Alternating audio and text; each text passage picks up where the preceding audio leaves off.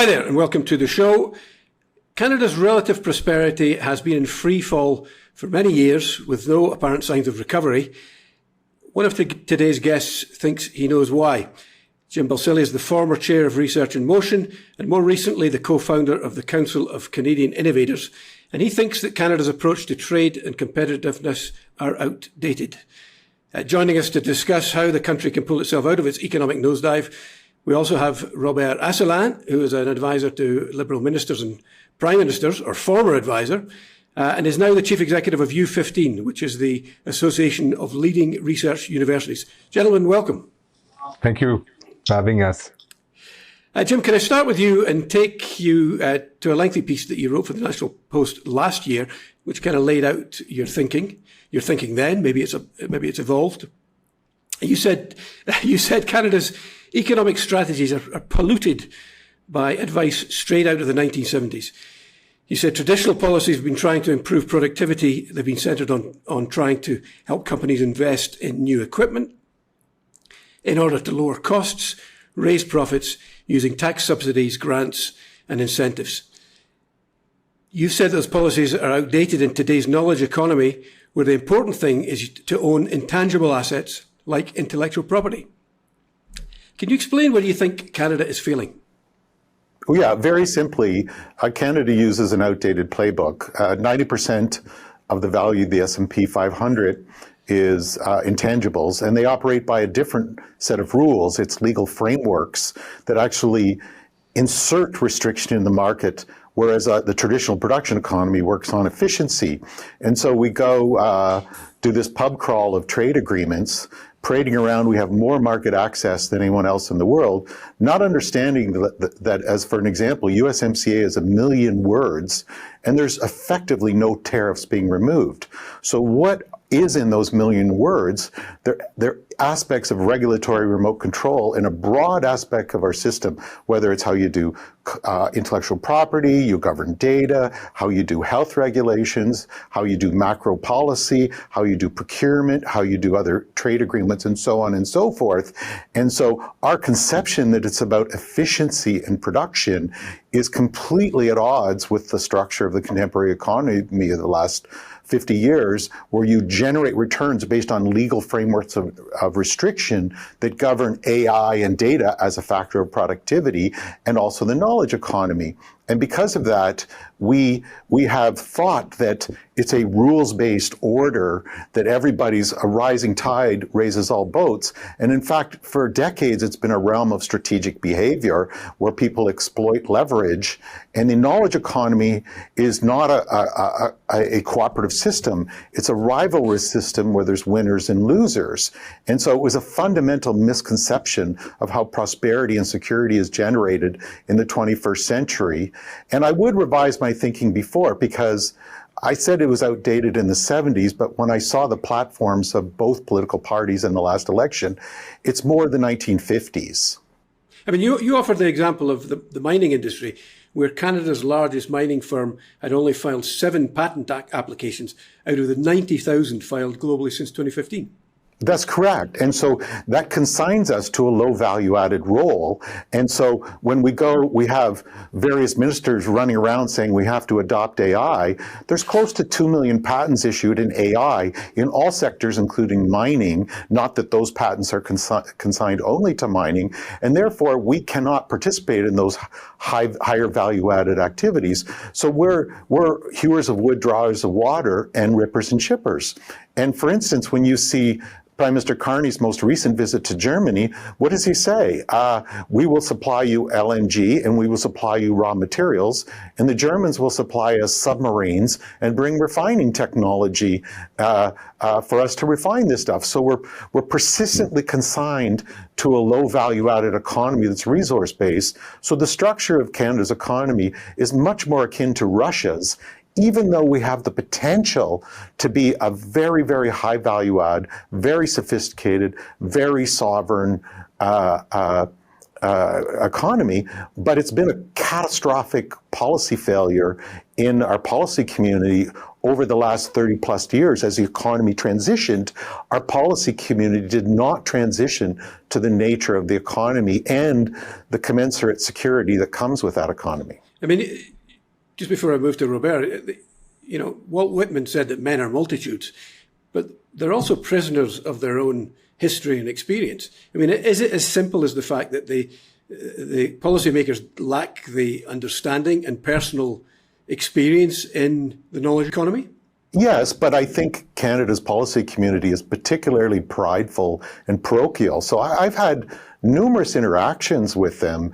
And I said, in my global business, doing $20 billion of selling Canadian goods a year in 160 countries, as a Canadian on the US Business Council, how you characterize a global economy bears no relation to what I'm experiencing on the ground. And all of these folks that are keepers of an orthodoxy that led Canada to last place of the 50 developed countries, they were having none of it. So there is a pridefulness, there is a closed-mindedness, there is a parochialness, and what's happened is all the chickens have come home to roost. We're very vulnerable to leverage, we have declining paychecks, we have increasing costs, and we have harms coming from all these new structural realms in the digital thing, because there is not an understanding of how to form policies and develop and advance a national economy in the contemporary realm. It's tragic because it's so avoidable, and it absolutely goes to closed-minded, parochial pridefulness on those that were holding the keys on key policy decisions. Robert, you wrote in the Hub online last month that the ability to invest, adopt, and integrate technology at scale is the foundation for future prosperity. By all accounts, we've got world-class research happening in our universities, but I've been hearing for 20 plus years that we need to commercialize that research. That has not happened. And these cutting-edge discoveries are scaled elsewhere. Is Jim right thinking when he says that the policy making is outdated?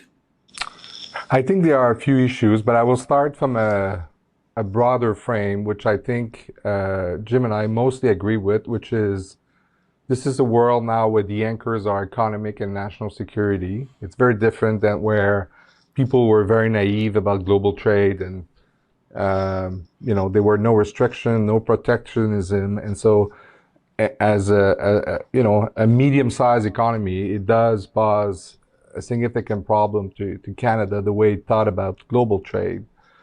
The second thing I will say is we've been very bad at industrial policy, I think, historically in Canada, and the reason is we thought essentially that just giving a bunch of money to universities doing research would result in innovation in itself. And innovation is a much more complex process than that. You do need to translate the ideas to the private sector. You do need bridges that in most countries that are sophisticated on innovation, they have built this science technology architecture that is so key into translating these ideas.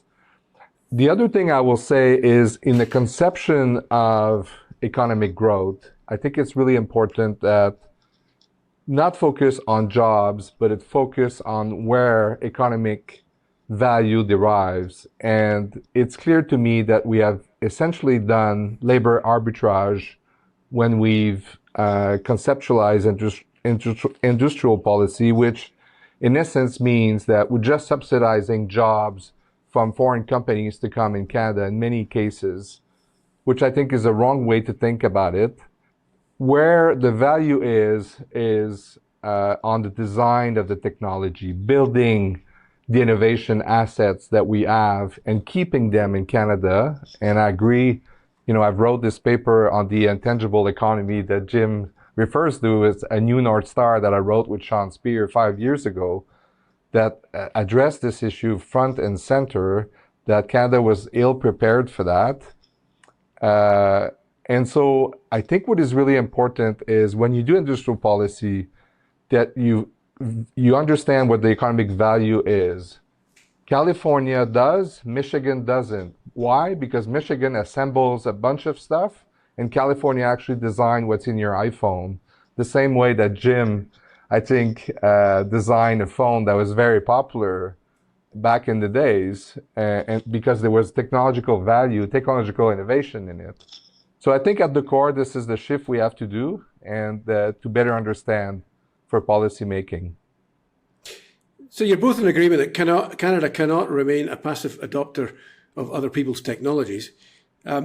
Jim, what do you think the federal government can do to encourage investment in the intangible asset economy, and bolster what you talk about, the concept of freedom to operate? This is the foundational concept that allows a business to flourish without infringing on someone else's IP.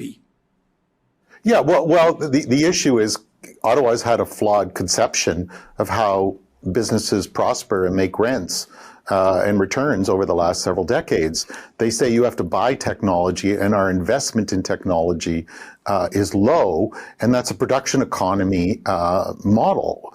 Whereas, in fact, what you have to do is you have to be the one that sells the technology and that you capture the value add. Now, of course, there's some priming of the well in that respect, but if you don't own any ideas, if you don't control the AI factor of productivity, you're always just going to be at a commodity level of labor competing against Guadalajara. Well, can I just ask you, I mean, specific to that, we've spent an awful lot of money in subsidies bringing in Volkswagen and all these other Stellantis on the battery economy. Presumably you would not agree that was the right move.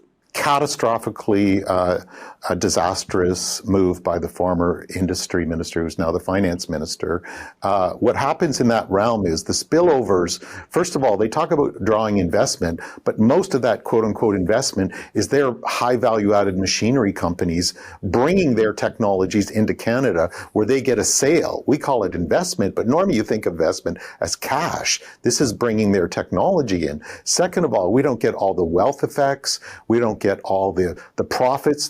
They're given multi-decade profit holidays in Canada, and so we don't get any of the value-added supply chains off that. And in this automation of more automated type of factories, the number of workers is less and less and less every year. The value add is less and less.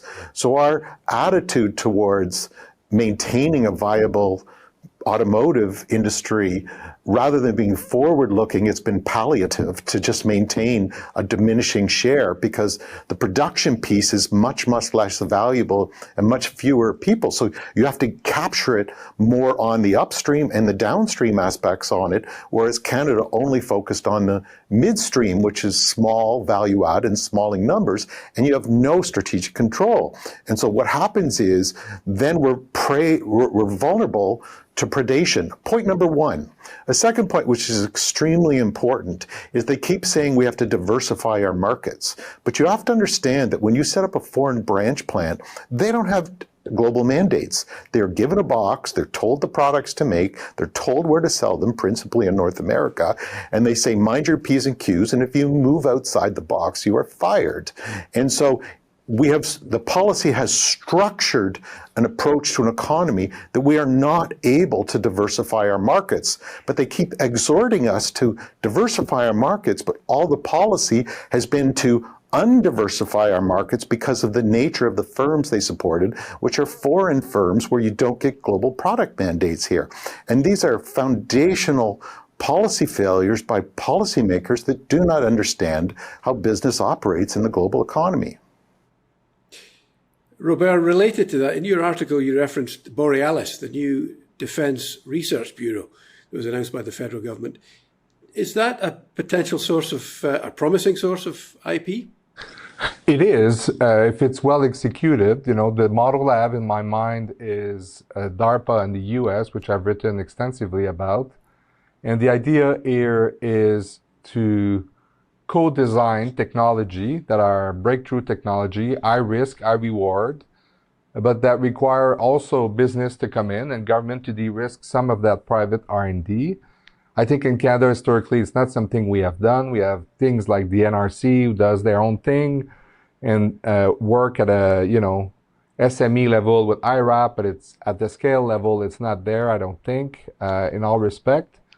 And so the idea for Borealis is to work on all the continuum on innovation, starting with talent, our researchers, working to translate these ideas into products that would be IP owned in Canada and adopted, not adopted, but created by Canadian owned technology companies, and then scaled, as a result of it. And so think about technologies that Canada would co-design, co-develop with the partnership of the government, in the sense that it would de-risk that high-risk research, and then be able to get the economic benefit from this technology that would be Canadian. So think about all the companies that we have in Canada that could be scaled as a result of it in multiple sectors, not just in, people think about defense in very restricted way. This is very broad, obviously. You can think about it even on the biotech side, because it has national security implications. You can think about it in energy technology that would make Canada more resilient. And the idea is designing technology, to my earlier point, that would give us some sovereign capabilities and give our companies, obviously, export markets eventually. But I think, for me, the promise of Borealis, it'll be the first time that the government actually understand, if it's well done, that on the public procurement side, it has a responsibility and an opportunity to buy Canadian technology. And that would be really helpful. I think Jim can speak to this from his own experience at Blackberry, but to have the government as a buyer is really important, What do you think of that, Jim? Is it promising? Well, I will push back a little bit. The market failure issue of de-risking was Ken Arrow economics in the 1950s, where the government comes in to address a market failure on the ROI of an investment opportunity. But in fact, for decades, we've got 5 cents on the dollar on our investments. And so the answer to that leaky bucket is not to put more money into the bucket, it's to fix the holes in the bucket. So why is it that we get 5 cents on the dollar of our investment and not $2? And the issue is we don't have capturing structures to own the ideas, to control the factor of productivity in the AI, and of course the orientation, as Robert says, to support the firm. So I'm not a fan of spending more on research, putting a bigger faucet into the bucket until we fix the holes on the bucket. A very small example, but an important one, we created a sovereign compute fund, and the first large investment of $240 million was to CoreWeave, a US company governed on the US Cloud Act. That's kind of like saying our health promotion program is about buying cigarette machines for the high school cafeteria. It's counterproductive, our strategies, whether there were recent patents granted for University of Waterloo research with Huawei, giving away the best battery technology from Dalhousie to 3M and Tesla, giving away the best AI technology from Edmonton and University of Toronto to Google. We don't have a capture structure. So until we fix that, which we have not, I'm extremely wary of more money where we'll get 5 cents on the dollar that we can't afford. And that was the nature of, I was in Ottawa yesterday dealing with them on this. We have to get the ex-ante capture structures right before we throw more money into it. But that's been a product of this colossal policy failure, because they've used production economy attitudes where it's a market failure, you fix the market with a grant, then you'll naturally capture the spillovers just because that's the way it works. But in fact, these have been instruments of tremendous geostrategic behavior by nation states, whether it's through trade agreements or predatory FDI and various other structures for AI and IP and their firms and so on. And Canada's been the easiest one to take advantage of for decades. So I'm wary of more money for us to just be taken advantage of some more. I'm all for investments, but I want to see the capture structure fixed first. So John, on that, I just want to make sure my position is clear.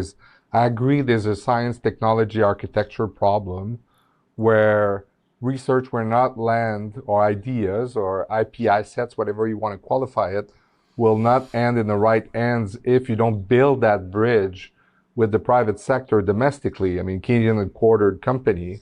And one of the problems that we have is we don't have a lot of scale in Canada in companies. Per capita, large firms in Canada versus the US, we're not at all where we should be. And that's a problem for capturing that research. And so I agree, this is where we need to focus. We're actually really good at the startup phase. I think on the research, we're really competitive. U15, I think, has nothing to envy on the rest of, comparing itself to other leading research university. But we do have to fix that part of the continuum where when it is transferred, it has to be transferred to private hands. That part certainly doesn't work. So more incubators and more, money to or subsidies to companies is not the solution. We have to build that architecture so that those ideas land in Canadian firms. So we've been talking about prosperity, but I think you both have made the point that prosperity and security or sovereignty are inextricably linked in today's world. Jim, you've commented about Donald Trump using power and leverage over Canada because of the superiority of America's IP policies. We've got a renegotiation with the US on the Canada-US-Mexico Free Trade Agreement looming. How should Canada approach that? Well, Canada's built a house of sticks over the last 25 years instead of a house of bricks. And so we're structurally vulnerable. We came in extremely naive to the prior USMCA where they said they're going to come back and revisit it with us and extort leverage from us because they view us as a tenant and a landlord. That's the nature of the strategic behavior of the contemporary economy. Barack Obama did the same thing with TPP, and he comes to Canada's Parliament, House of Commons, and he arrives with a short speech that says, buy more of our military technology and sign TPP, and everyone gives him a standing ovation, and then he goes home, and not understanding that we've been exploited on all these files. So we're structurally vulnerable by our own making, and we have built no capacity to deal with the contemporary reality. These are very predatory realms that have been around for decades. They're very technical, they're very systemic, and we've had an orthodoxy that's hands-off and it's dogmatic. Or the other part of our policy, particularly by the government of the last 10 years, has to be captured by corporate interests, that what's good for Silicon Valley, let's just keep giving them everything they want and somehow we'll get some crumbs. So we're structurally vulnerable, we're structurally without capacity because we didn't think capacity matters. And the first rule of holes is stop digging, and yet we continue to dig. It's going to be tough, the transition, but as I was saying in Ottawa with the senior folks the day before yesterday, we built a house of sticks, we should have built a house of bricks. It's going to be a very difficult transition, but if we build another house of sticks, Canada will be in structural irreversible decline. But it's going to be painful, but we can build a house of bricks. It's doable, but it's technical. It's got to be, it's very front-footed. You're moving into a predatory realm. It's very systemic, and none of that expertise and conception has been built in the country in the last 30 years because they didn't think it's needed, including the current Prime Minister and the former Prime Minister and the Prime Minister before that. So it's pogo. I've seen the enemy and the enemy is us. What do you think, Robert? You've said that it's tough to strike a deal when the person on the other end doesn't respect it. Well, it's not a deal. What they're asking of us is to give us everything and get nothing in return. To be clear, that's a position of the current Trump administration, and I suspect that if we do that, our position will not be better off. At the end of the day, I think, just going back on the competitiveness issue, Canada has to be competitive in advanced industries where competitive economies compete. And if people don't want to buy services and products in these competitive sectors, then we're going to be less competitive. It's as simple as that. So I think, it's not one sector or the other, but it'd be rather also focus on energy technology than just energy commodities.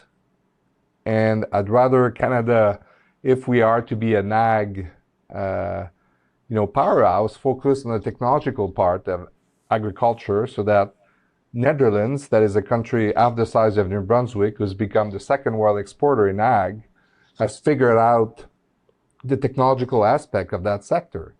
And that, to my earlier point, this is where economic value resides. So at the end, Canada's economy has to be a more technologically driven economy. And I think we certainly have the talent and we have the research to drive it, but we haven't built the last part of the continuum that is lacking. And so it will require a lot of policy change.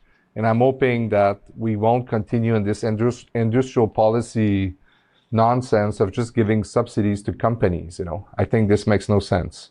Jim, one line of yours that resonated with me was that the issue is not generating new ideas, it's escaping old ideas. And I was thinking about that particularly with relation to stablecoin, something that we talked about before, that it's something that the Bank of Canada does not appear particularly interested in. It's something that Mark Carney in his public pronouncements, at least in his book, was not particularly interested in. How do you think we should be approaching things like stablecoin, which are being enthusiastically adopted by the White House and Congress, it seems? Yeah, I don't give Mark Carney a pass on his flawed conception of what drives productivity, particularly in his book. But I do give him a pass on stablecoins because the world has changed so structurally and fundamentally in the last 5-6 years. Because you had folks like Jamie Dimon saying the same thing, and Trump back then. So in that, what's happened is that Trump has changed the rules of the game. He's moved it to a pro-stable coin where they're fundamentally privatizing the Fed, but based on the U.S. power position, which is, $100 billion for you, $500 billion for you. And that's a remarkable capture of public money into private gain under the power of the state. So that's been foisted on Canada, and we just don't have an option of ignoring it. You can't say, well, I'll look at a central bank, CBDC, or I'll take my time. He's running super fast, very predatory. And if we don't have a policy apparatus, then the deposits of the U.S. stablecoins move to the U.S. Many companies, including in Canada, are transacting on U.S. dollar stablecoins. So then you don't have the deposits, you don't have the fiat currency, you don't have control of the monetary system anymore. So this is an urgent moment. I'm also quite privy to what's going on in Silicon Valley on what you call the unified ledger, where you tokenize everything. And who controls that? And who controls the identity and the transaction protocols and the chain that underlies that? You've got Stripe advocating for your own chain. You've got major investments in those VCs doing that. So if we don't have a sovereign unified ledger, a sovereign chain on a sovereign cloud, then, as I said in my remarks the day before yesterday in that opening remarks to that conference, that they will do to our financial services sector what Google and Facebook did to the publisher sector. That they will put you into that non-sovereign, non-governed, low value-added position. So again, it's strategic behavior. And what are the chances you saw how Trump bullied the Brazilians, who, by the way, the US has a trade surplus with, on their PIX system to say that's a trade barrier. It's a digital way to settle payments. And quite frankly, people like it a lot, so they're using credit cards a lot less. And so this is about, I'm not capturing my rent for low value add, even though I have a surplus, and he's bullying Brazil on that, which is incredulous. So what are the chances he's going to do the same and say, why don't you allow my stable coins as payment in Canada? So I view that the only defense is a good offense for Canada as a sovereign nation, and also for our whole banking system. I'm not somebody who hugs our banks, but I don't want to see them decimated. And I see the predation being lined up in the financial sector as they've done in other ones. And we have to get front-footed, and we have to get there fast. I don't blame Carney for his positions in his book, because that was a different era. Trump has changed the rules of the game. But we cannot come out of 2025 without a clear delineation of the path forward, or inaction is a decision, and the Southern steamroll is just going to line up and they'll put it. I can't see a case, because it's already said financial services is a place where we're not treated fairly by Canada. I can't see it not being in the quote unquote trade negotiations, which are not trade negotiations. They're regulatory remote control negotiations. That's the same with CETA and TPP. So can people please stop saying we have more market access than any other country in the world? We have more regulatory remote control shackles than any other country in the world, and it systemically confined us to low sovereignty, low value added roles. And it's time to completely understand and reconceptualize what's going on. But it's that outdated thinking, whether it's trade agreements, research, AI, unified ledgers and blockchain, which firms to support on FDI. It's pogo. I've seen the enemy, and the enemy is us. Robert, do you have any comment on all that? No, all this to say that I agree that we need a more intentional economic framework.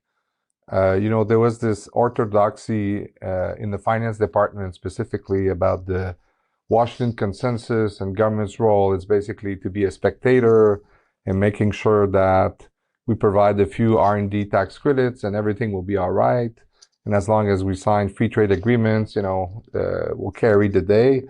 And I think we've realized that, to our shock, that the world has changed, and that countries are moving fast in terms of economic competitiveness. And so you have to be very intentional. At the end of the day, John, you have to align talent, capital, research into advanced industries where you can compete, where you have critical mass and scale. And I think this kind of peanut butter approach that Canada's had, I will say the political economy of Canada, giving a bit to everyone in all regions and being captured by subsidies, is something we really have to change. Just to finish up, can you each give me one policy that you would like to see the government make or change if you were Prime Minister for a day? Jim? Oh, we need to build capacity. We need an economic council. We shut down our economic capacity decades ago because we don't need skills and capacity. And the US has 700 experts in 26 working groups just on trade projection alone. Canada has nothing.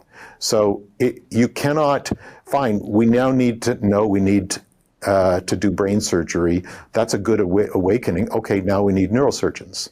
And we didn't think we needed to do brain surgery, so we didn't build any neurosurgeons. So the number one thing for Canada is building capacity for the realities of this world that has been here for decades. Do you think that awareness is now there in Ottawa? Beginning, but it's a very sobering awareness. Yes, it's beginning. You've seen Prime Minister Carney shift from to understand our terms of trade is carbon, because that's the stuff we got to sell, rather than just saying, the rest will work out. But there is not a conception on these other things that I've seen yet, but they're not pushing back like they used to. They're doing what I call the Great Canadian Shimmy, where they fight you for 20 years, and just as you're winning the argument, they shimmy over to your side and help you bayonet the wounded and talk about the great battle you fought together. So there's a lot of Great Canadian Shimmy going on right now, but I've not yet seen the manifestation of that. We'll see if it's in the budget. There is some early glimmers that they're going to do stuff based on my interactions this week.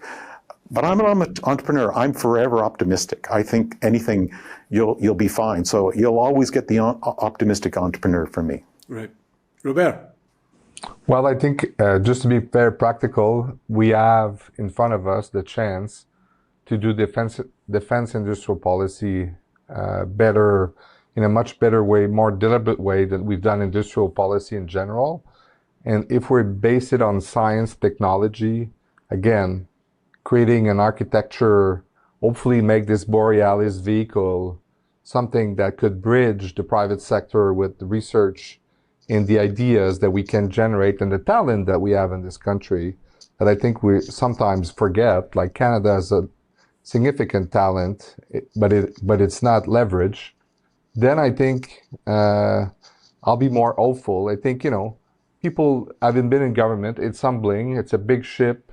It's easier when you're outside and you look at these things. But hopefully we've learned the lessons of bad industrial policy and we turn to more intentional kind of innovation framework going forward. That's great. Well, that's all the time we have. Thank you very much to both of you for this fascinating discussion. Thank you. Well, thanks.